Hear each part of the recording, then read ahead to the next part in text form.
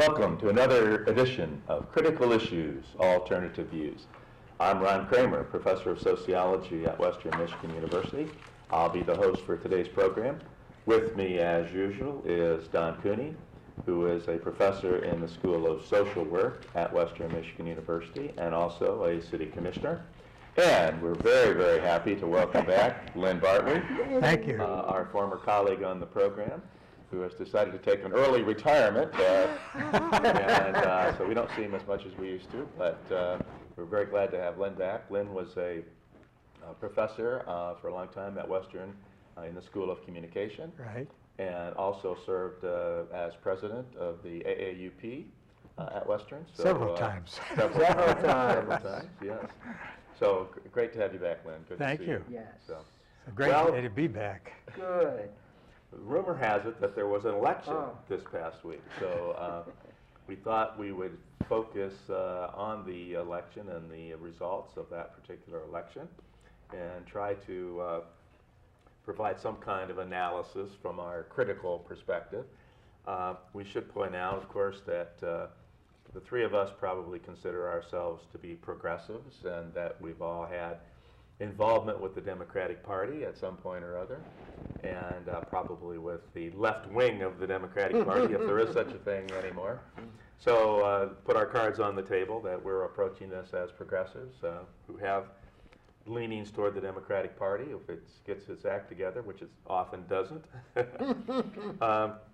So we were probably quite disappointed, I think, all three of us, with the overall results of the election. So let's sort of run over what happened. And run over might be the right word. We seem to run over the Dems this time around. So the big story nationally, of course, is that the Republicans have taken over the Senate. They now control both houses of Congress. And of course, that doesn't have very good implications for the last 2 years of President Obama's term. So we'll come back and focus in on what all that means. In Michigan, of course, Governor Snyder was reelected over Mark Schauer. We might want to come back and analyze that race a little bit.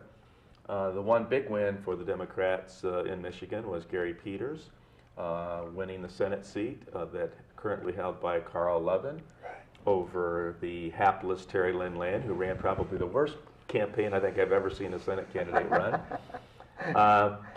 Locally, we were very disappointed that Fred Upton, who we talk about a lot on this show for his politics and his obstruction of climate change and other issues, but Fred got reelected over our good friend Paul Clements. And locally, we also had some other good friends who went down to defeat. John Fisher trying to capture the 61st House District. Sean McCann trying to win the 20th Senate District, a new Senate district. Lost by a very narrow margin, and that still might not be over. On a positive note, John Hoadley won the 60th District seat in the House of Representatives. And the Kalamazoo County Commission has now a Democratic majority. It's really interesting what's happening in Kalamazoo County. We have a Democratic majority on the commission. We have a Democratic sheriff. We have a Democratic prosecutor. I don't know. It's kind of interesting. That's a real turnaround from when I first moved to Kalamazoo. Mm-hmm. So let's focus on now. Before we get into some of the specific issues, it's probably important to point out that historically, if it's a midterm election, that the party in power loses seats almost invariably. The party that's in power tends to lose seats. So it was not unexpected that the Republicans were going to make gains. In fact, if you go back and look, Roosevelt in 1938 lost Congress. He lost both houses of Congress in 1938 in his second term, the midterm election. Eisenhower, the same thing happened to him in 1958. His second term, the midterm election, lost the Congress. Ronald Reagan, okay, the Republicans like to talk about St. Ronald Reagan. In 1986, he lost both houses of Congress in his second term, the midterm election in 1986. So there's some history for this, right? So President Obama is not unique in the sense that he lost Congress during his second term during the midterm election. one other factor that I would point out is that this was a particularly bad map for the Democrats, if you will. That it was a red state playing field this time around. Most of the Senate seats that were in contention, where Dems were trying to hang on, tended to be southern and western states, which were red states. And if you look to the north, Connecticut, the Democratic senator won, in Michigan, Peters won, Al Franken got reelected in Minnesota. So if you look at the Northeast and the Midwest, Democrats did okay in terms of the Senate, but in the red states or the purplish states, they tended to lose. And particularly the losses that hurt most were in Colorado and in Iowa, I think, those two in particular. Yeah. So,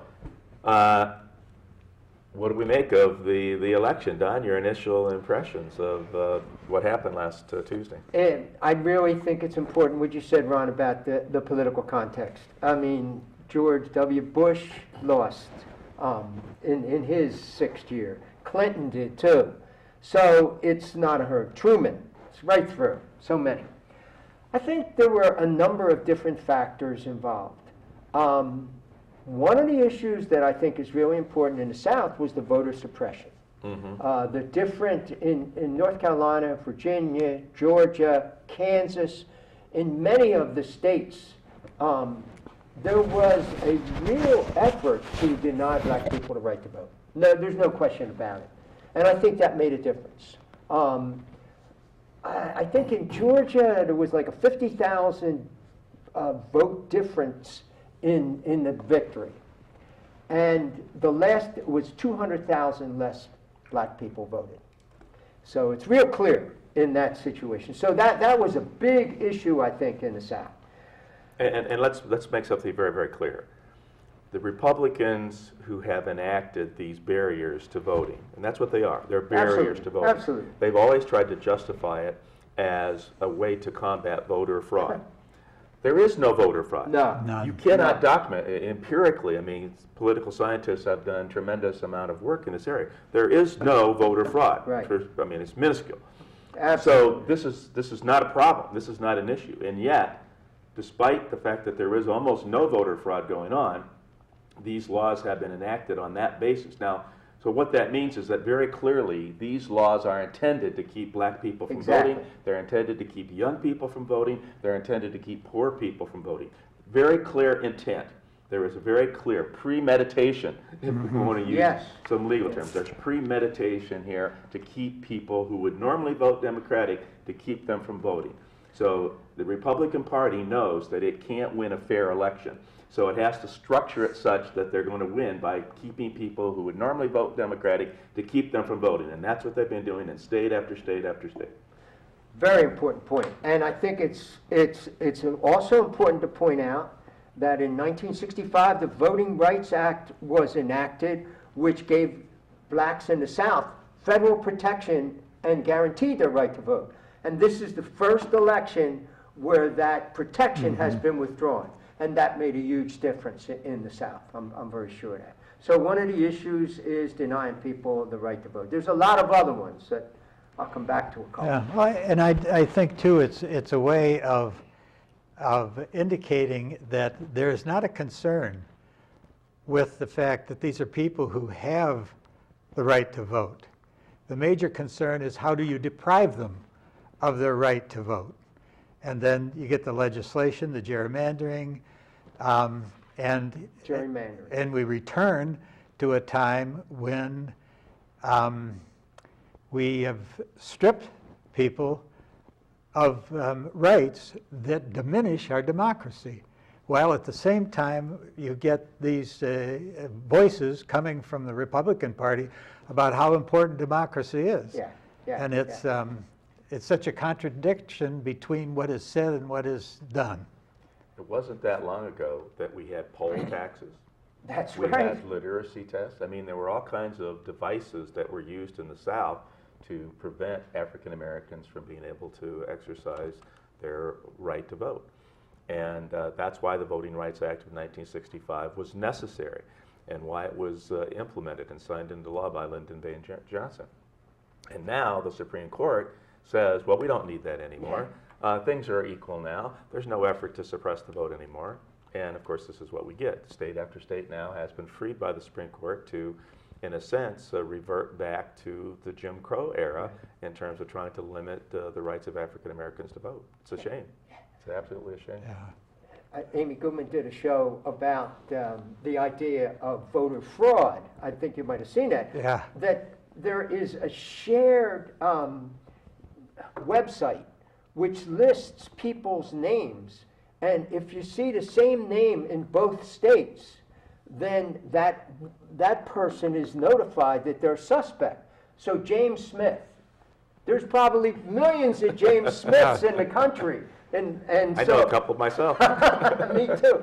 So they talked to some people in the South, some African American leaders in the South, and they said, vote twice. We're trying to get our people to vote once. I mean, that's the struggle to get them to the poll. So you mentioned gerrymandering. And in the last election, there was a huge amount of money poured in by corporate interests to make sure that they could control local or state legislatures, because the state legislatures then have the power every decade to divide up the state into the voting districts. And they use that very, very well to ensure that their people were going to. One example I saw was in Pennsylvania. In Pennsylvania, Democrats got 45% of the votes, but they got 27% of the seats in the state legislature. So it's set up, it's fixed, it's not fair. The congressional districts look like they were drawn by my 2-year-old grandson in most states. I mean, they don't make any sense from just a visual perspective, geographic continuity, but they make perfect sense when you look at the concentration of voters and Democratic voters. So you try to draw the districts to put together as many Democratic voters as you can into one district, and you will give up that district, but then you design all the other districts in such a way as that since all the Democrats have been safely moved off over here in terms of the districting, then the Republicans can capture more congressional seats. So this is classic gerrymandering. Right. This goes back to the early days of our republic, but it's certainly a political craft that the Republicans have also worked very, very hard to perfect and implement, and it has a very dramatic effect. And the previous election in 2012, we noted that there were many, many more Democratic voters, just as you cited those figures in Pennsylvania. That was true across the country. And yet, despite all those Democratic votes, more Republicans got elected to the House of Representatives. So gerrymandering is definitely an important factor here. So what else is going on? Money. Huge amounts of money into the campaign, particularly from big corporate interests, especially the energy interests, coal, oil. It was really important to them to get their candidates in power in the Senate so that they could control the committees which are going to have something to say about regulating fracking, the XL pipeline, and climate change. And with the Republicans getting control of the Senate, they've already said that they're going to appoint to the heads of the 3 most important environmental committees in Congress people who don't believe that climate change is real or that humans are causing it. People that are scientifically illiterate will now be heading up those committees. It's I think an effort to create delusions. Yeah. That first of all, you got the kind of delusion that, well, there's no corruption going on in controlling who we're going to allow to vote or not. That's part of a democratic process, right? Don't legislatures set it up, and don't legislators create it and realize it? And so you've got, well, my gosh, what is going on? Now you've got a situation where you've got someone like Inhofe who's is trying to convince us that up is down, right is left, and that's a guy sitting on the head. I mean, the He's chair. going to chair one of the committees. Chair on the committee. Yeah. I mean, right, it is right out of Alice in Wonderland. Yeah. Well, we should use the word corruption because that's Right. really what it is. Exactly. It's a form of corruption that so much money is poured into political campaigns. And so, what are these corporate interests and these wealthy donors, what are they buying? They're buying the reliable votes of people that serve in the Congress. Now, people got to know the name Larry Lessig this time around. Yes. He's a political science professor at Harvard, and he's written a book about the corrupting influence of money.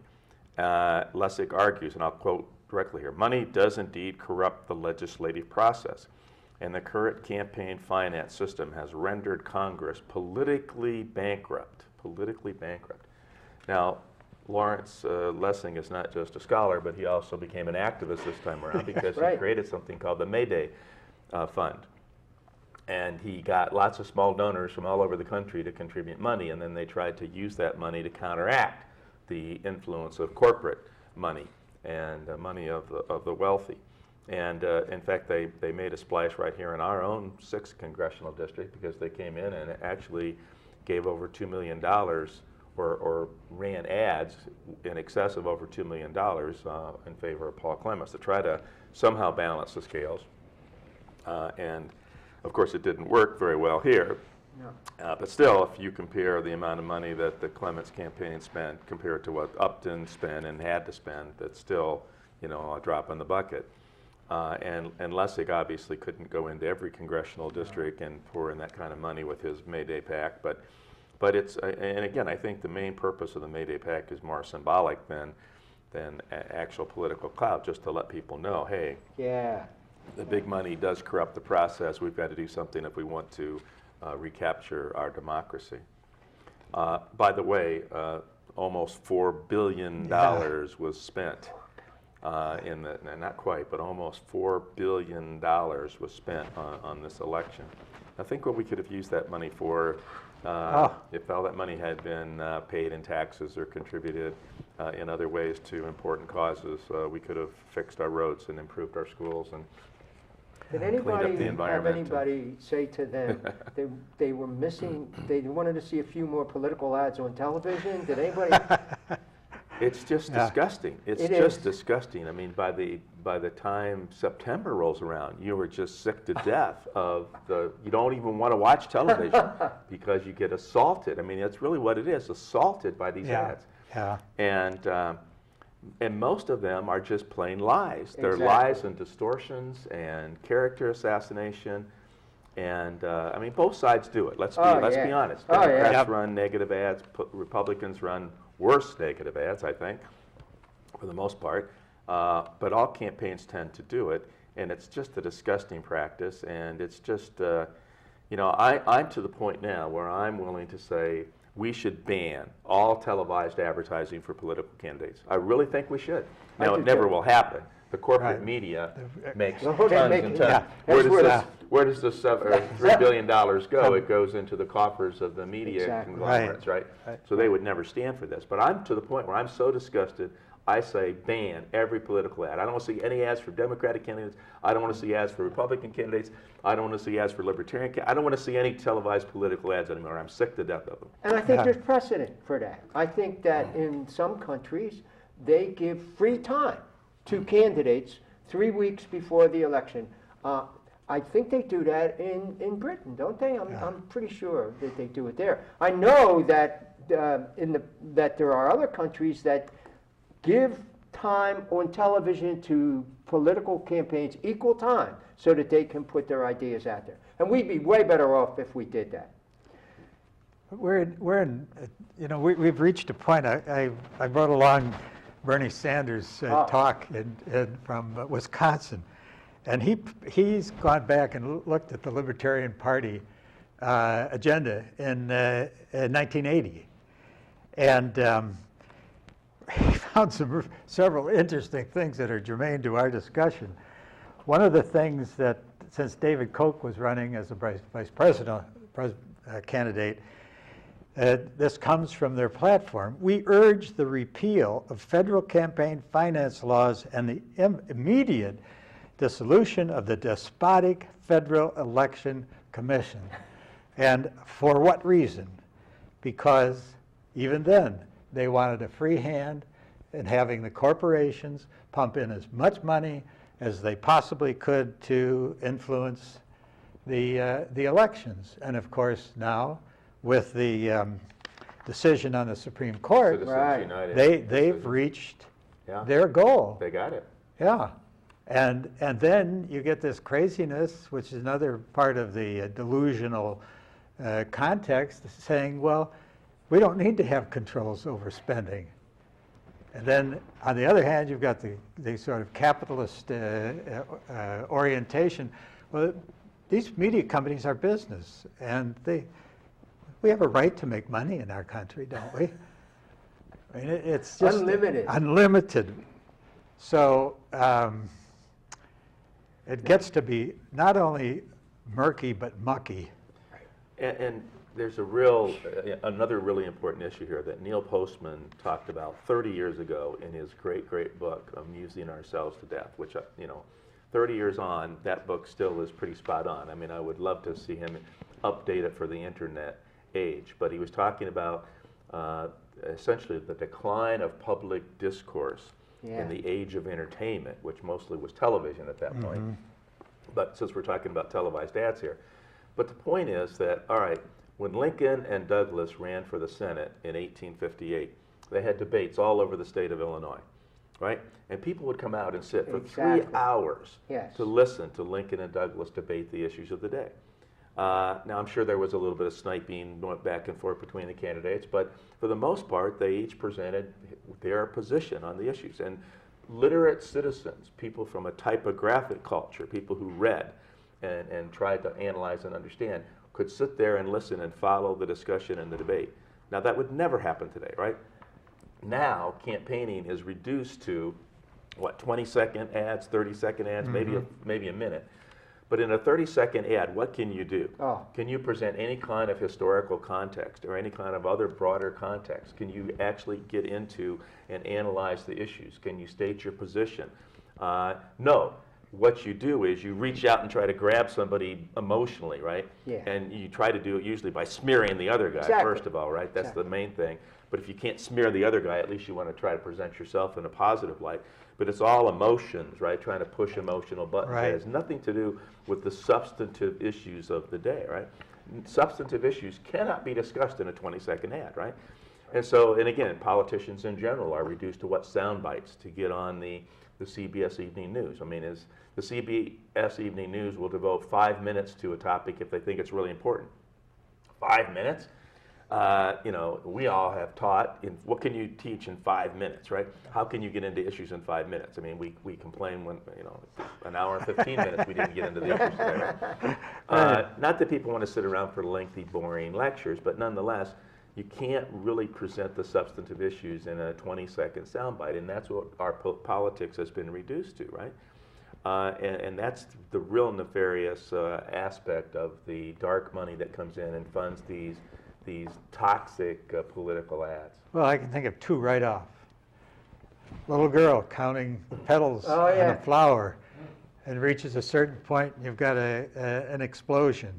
Or you've got the face of Willie Horton on there, scaring the heck out of people. You gave one example of a Democrat running that ad, Lyndon Johnson, and one of George Herbert Walker Bush running the ad against Governor Dukakis. They're all doing it. Yeah.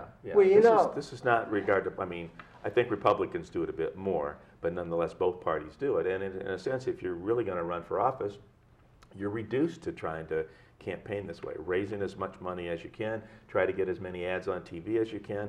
And I think sometimes candidates make the mistake then of not doing some of the old-fashioned kind of campaigning that maybe they need to do to get out there and meet voters and talk to voters and educate voters, relying instead on slick TV ads, and that happens all over the country. And it's our politics is the poorer for it, I think. It's destructive of democracy. I had a little experience in this.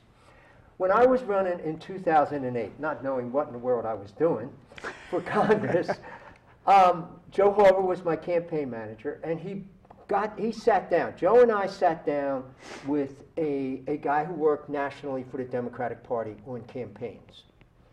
And here's the advice he gave me. If you have a chance to do a presentation, or if you're going to do an ad or something, 90% of your talk is tearing down the other guy. And then if you have any time, tell them what you're for. I said, we're not doing that. Thanks, we're not doing that. But that's what they want you to do.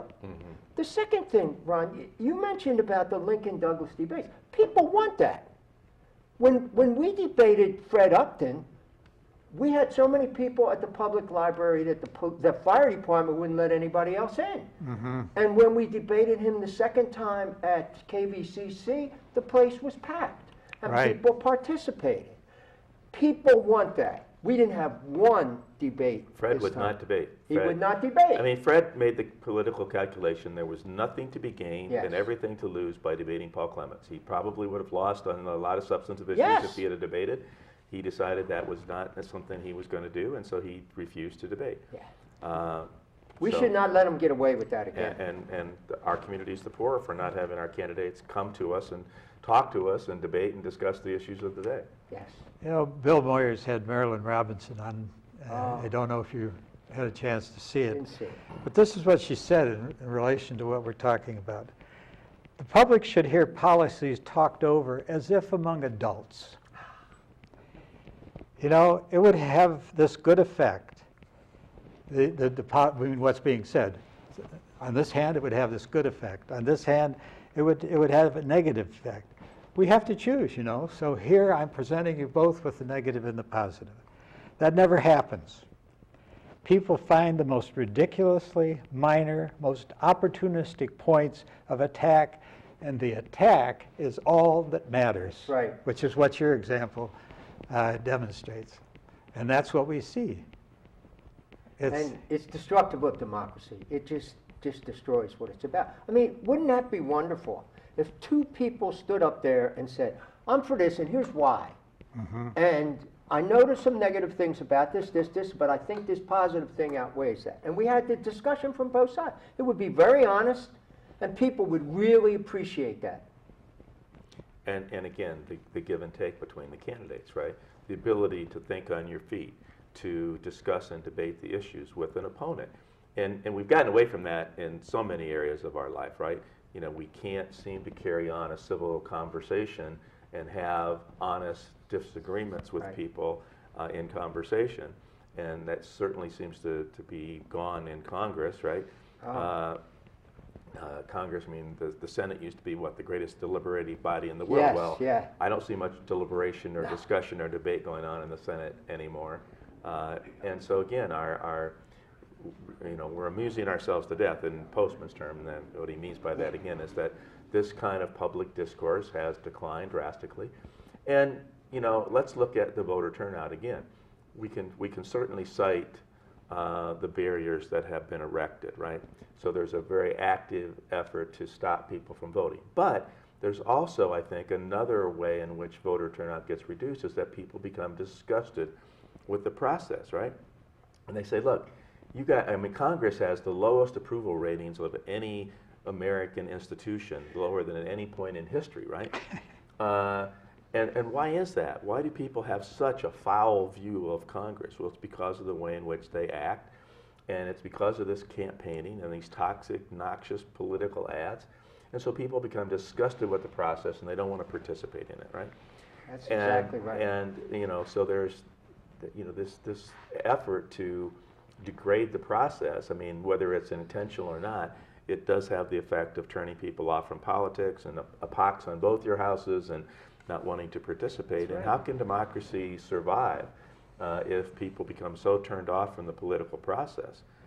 And it's just, I don't know. It destroys the whole thing of what a democracy is supposed to be about. People don't want to participate. They think the system's rigged. They think they don't do anything anyhow, and they're not talking about anything that has anything to do with me, so why should I participate? Yeah. And that's where they get the attitude of throw the bums out, throw them all out. So, in some areas, that's the deciding factor in how I'm going to vote. I'll vote against the incumbent. Yes. And that might have hurt some of the Democrats that were desperately trying to hang on in purplish or reddish states. And of course, what that also does, look at the policies of some of the Democratic candidates in those states. They weren't distinguishable from their Republican That's counterparts, right. They their weren't, Republican no. opponents. No. So it moves the whole process, lurches even further to the right when people feel that the only way they're going to get elected is to pander to the basest instincts of people. So. Now, there is one point I want to point out about this election, and I want to get both of your opinions on it. There were lots of issues that were on statewide ballots, and the Democratic candidates lost almost overwhelmingly, but when we look at the issues, liberal to progressive issues won.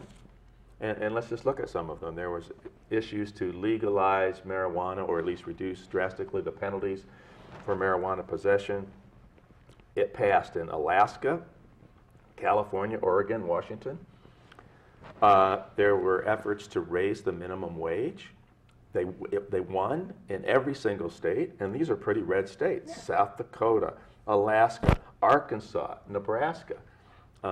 Raising the minimum wage won by decisive margins in all of those places, as that issue always does. That issue always wins by a healthy margin in any state that it's put up. There were efforts to further restrict abortion in Colorado and North Dakota by defining personhood, at the moment of conception as a way to try to restrict or limit abortion. These ridiculous propositions lost big time as well. There was also an effort to reform the criminal law and do something about mass incarceration in California. Overwhelmingly approved by the voters. What it will do is reduce certain nonviolent crimes, drug possession in particular, and certain minor property crimes from felonies to misdemeanors. And it's retroactive, which means there are lots of people that are currently serving time in California prisons who will now be released because of this law. And judges now have a clear command in the state of California not to send these people to prison. California has one of the most massively overcrowded prison systems in the world. So, okay, on every one of these issues, the liberal progressive side won, even in states where their Democratic candidates lost. Now, what does that say about the selection and campaigning of Democratic candidates, or what does it say, Don or Len? What do you think? Len, we'll start with you. What do you think? Yeah, What do you make of that? I was just looking that issue? here again at this Koch brothers foray in and their earlier statements talking about the minimum wage. This is the Koch brothers' view of the minimum wage. We support the repeal of any requirement that impedes any person from finding employment, such as minimum wage laws. That Now, impedes people from. I pondered that. In other words, we're going to have a law that says the employer can pay as little as he wants. And the impediment that's there is you can choose it or not choose it. And of course, if it's a minimum wage, if we're talking about $2.13 in the restaurant minimum wage, big choice. So what in effect is, it's really an attempt to dehumanize workers and to put the effort, or to put the burden to increase that wage on those of us who become customers. So we go into restaurants and we know those people are working for peanuts, and so we tip, and we tip well, so that those wages, those become part of the wages. So we're really subsidizing restaurants who don't pay their employees a decent wage. A minimum wage, So decent wage. That's what happens with the minimum wage. You dehumanize the workers in an effort to even dehumanize the customers who don't know what's going on. And what does that say about our effort at trying to build community? So when voters have a chance to vote to increase the minimum wage, they vote against the Koch brothers and they vote for the increase in the minimum wage. Yes. And then they turn right around and they vote for the Republican candidate for Senate in their state on the same ballot. Yeah. John, why is that? Well, I wonder. What's the matter with Kansas or Colorado or whatever? I wonder how much those candidates talked about that issue. Yeah. How much did they talk about economic justice? I mean, you would think that this is an enormous issue. Leaving the voting booths, all the polls showed what was the main issue that people wanted to talk about: jobs and living wages. Mm-hmm. Now, why couldn't candidates run on that? Why couldn't they stand up and talk about that, and how the Republicans' agenda is totally against that and our agenda is for increasing that? You would think that would really help. Youth. I mean, how are the issues of young people addressed at all? I mean, I know that locally people said we have to do something about college tuition. But the youth vote was way lower. I think it was like 13%, and it was 19% when Obama won the first time. So there's a decline here. They didn't go after the youth vote in a way that really would have given them something to vote for, something to stand for. Women's voting was in decline too, because they didn't. Those are kinds of issues, I think, if they had gone for them as a part, would have had a big difference. The rights of racial minorities, why weren't they screaming about the voter denial that was going on in the South? People want something to vote for. I don't think that we gave them enough to vote for. So I know Mark Schauer is a good friend of yours, but what kind of candid advice would you offer to Mark about his I said campaign? to Mark, let's put out there the statistics about, how about this right to work thing? How's that worked out for people? Yeah. He didn't mention it at all. No, he Not didn't one talk time about that I at heard. all. What is happening in the state with people that are working? Are they able to make it? No. I mean, the United Way did a study earlier this year, and they said between the people that live in poverty and the people that are above poverty but can't meet all their basic needs, 41% of the state, the families in the state. That should have been the headline. That should have been what we run on. Because we could have mobilized those people. In the off-year elections, it's all about voter turnout. That could have mobilized a whole bunch of other people. Yeah. We should have made more out of college tuition and how we're saddling these young people with incredible debts. I see it every day, I'm sure you do too. With young people who are coming out, graduating with a bachelor's degree in social work and owing $50,000. It's ridiculous. That could have got young people much more involved. Yeah. People talked about that, they didn't fight on it. Well, so in 2016, we have to talk about what's going to happen between now and 2016, obviously with the Senate now in Republican hands, and it's going to be very difficult for President Obama. So do either of you have ideas about what's going to be the strategy, Obama's strategy, in dealing with, I mean, obviously, the Republicans are going to pass legislation now. Both the House and the Senate, in their hands, are going to pass legislation approving the Keystone XL pipeline, defunding Obamacare, all kinds of things are going to come out. So what's Obama going to do? I mean, he could exercise a veto on a lot of these things. Hopefully he will. Yeah. But my fear is that he's going to capitulate, Right. that he's going to give in, and that tends to be a pattern of his from the previous 6 years. I think Katrina vanden Heuvel has the right idea. I just read her article today on the Nation's blog. And she says he should do just the opposite. He should call a national conference on climate change and bring in the top scientists in the country that are talking about this and throw a national spotlight on it with those people here and take on these climate deniers. I think he should initiate very strong rules about people getting living wages.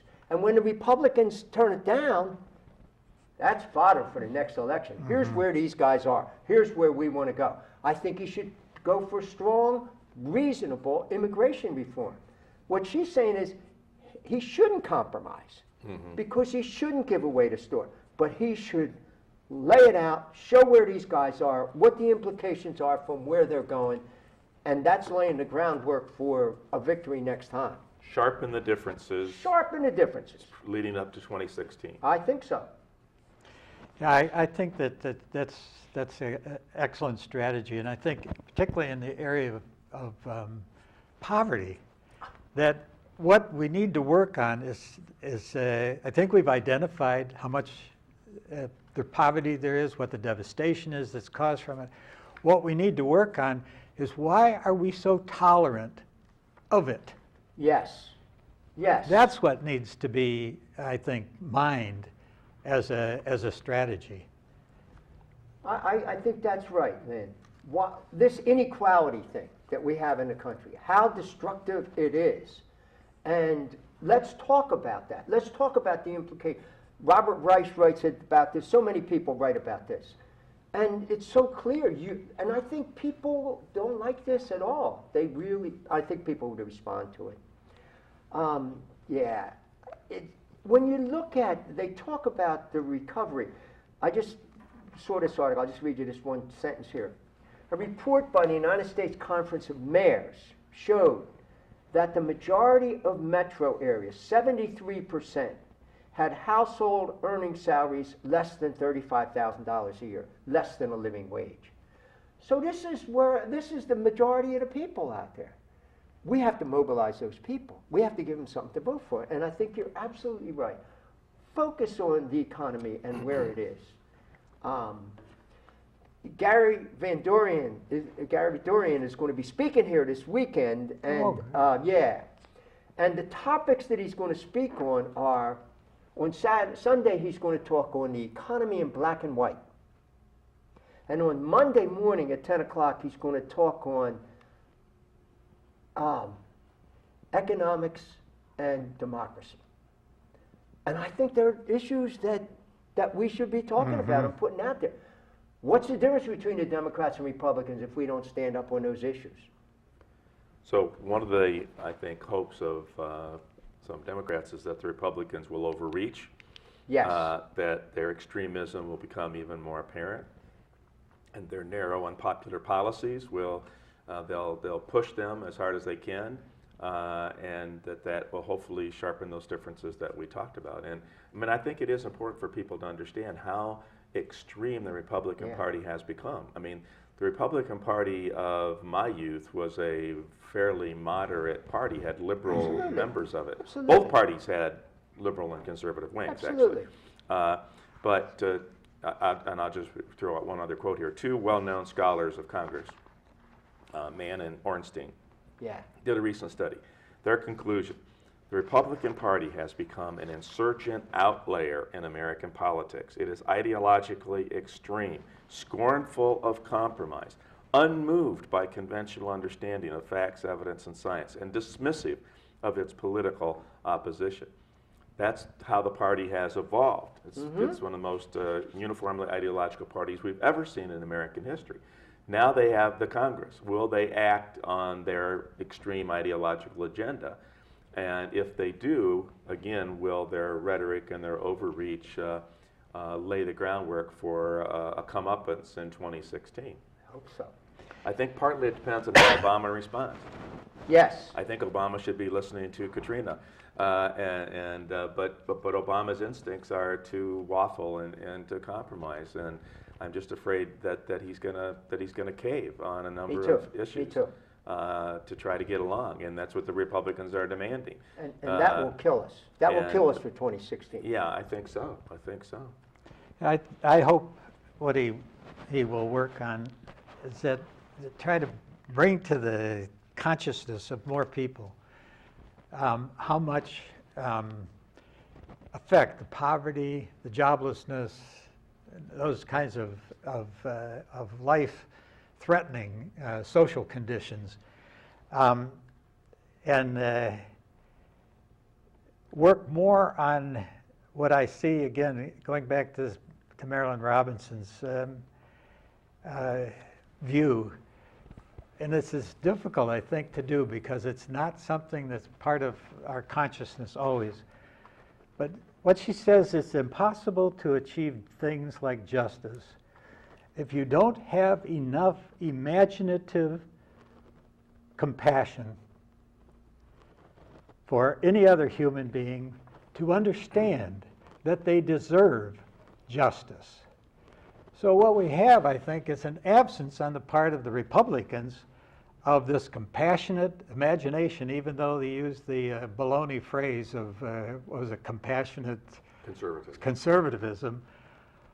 What I hope the Democrats can do is to deliver a message that people do deserve justice, and to operate on the basis of going for legislation that opens that up.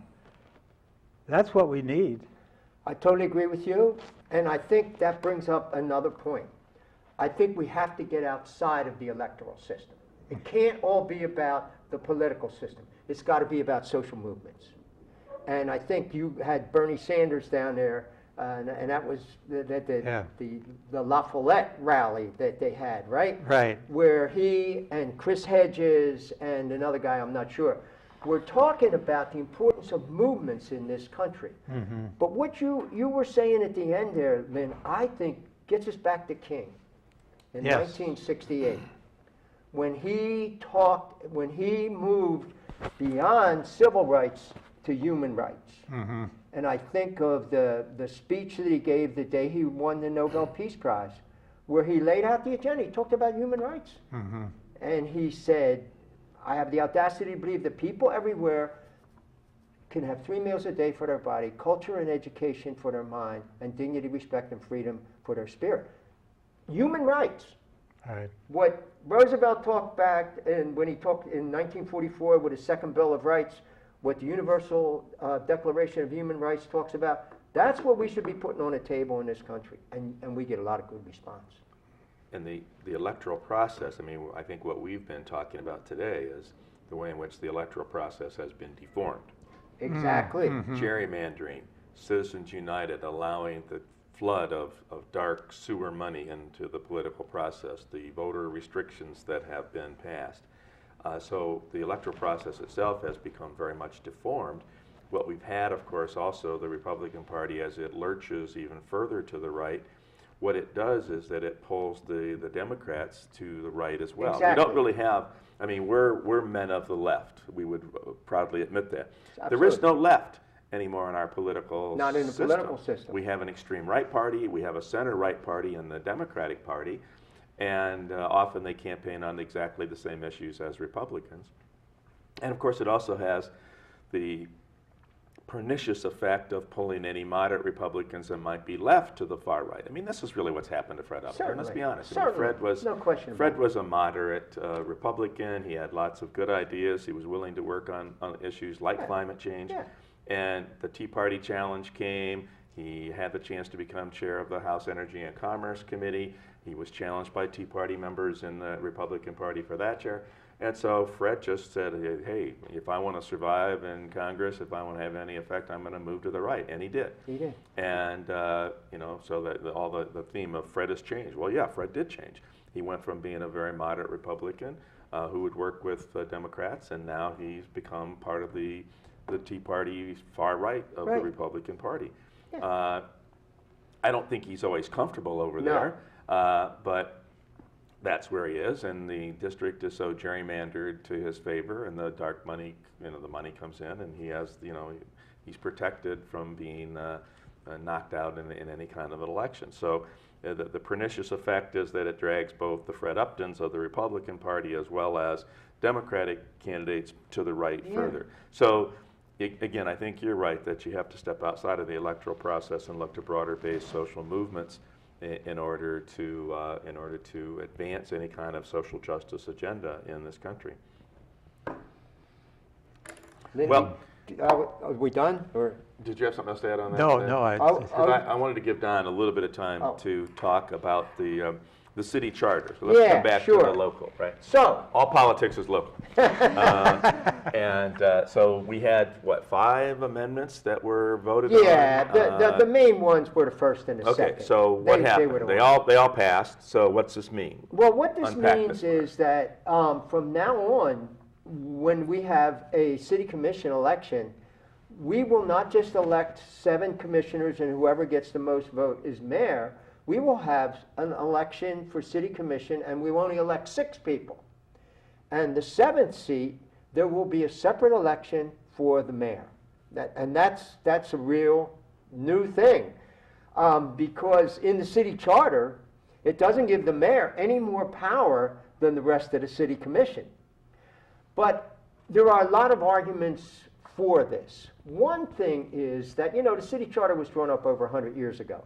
And the role of the mayor has really changed in 100 years. I mean, Bobby's in Washington. He's going there to Chicago this week to talk to our bond people. He's in Washington arguing for the Allied paper thing and so forth. He's at the National Conference of Mayors. You better get somebody in that spot that wants to do all those things and that has the time for it and has the commitment to do it. So on balance, it's going to be tricky now how you balance that with him not having more power than the rest of the commission. Because really, by the charter, the city manager is to manage the day-to-day workings of the city, and the city commission is to set policy. But on balance, I think it's probably a good thing. The second change will be that city commissioners will now be in office for 4 years instead of 2 years. And there's a trade-off there. On one hand, when the election is every 2 years, you go out and face the people, and that's really good. And you have a chance to meet with the people, to talk with the people. You have to do that if you want to win. On the other hand, it seems like you're always running for office. And it takes a lot of time to do that, time that you could be spending on other things in the city. And the other thing is you have to raise money every 2 years. And that is almost cruel to make you go out there and raise money every 2 years. If there's anything I hate, it's raising money. But you have to do it to get signs, to get flyers, to get all that stuff out there. So it's going to eliminate that piece. Now, the next election, which will take place next year in 2015, will be a transition year. So you'll vote for the mayor, and then you'll vote for 6 commissioners. The top 3 vote getters will be in there for the next 4 years. The other 3 that are elected will only be in there for 2 years, and that will be that in the following election in 2017, we'll be able to stagger terms so that you don't have a complete transition with the city commission. So that's what's going to happen there. So 3 commissioners will be up for election Every other year. at the election. Yeah. Next year, all 6 will be up, Right. but after that, Right only after 3 that. will be up. Every Okay, time. but so the mayor will also be in a 4-year term? That's confusing. I'm not sure about that. I don't think that was in the proposal. I think it was just in there that he's only in there for 2 years. Really? So I think he's going to have to face election every 2 years.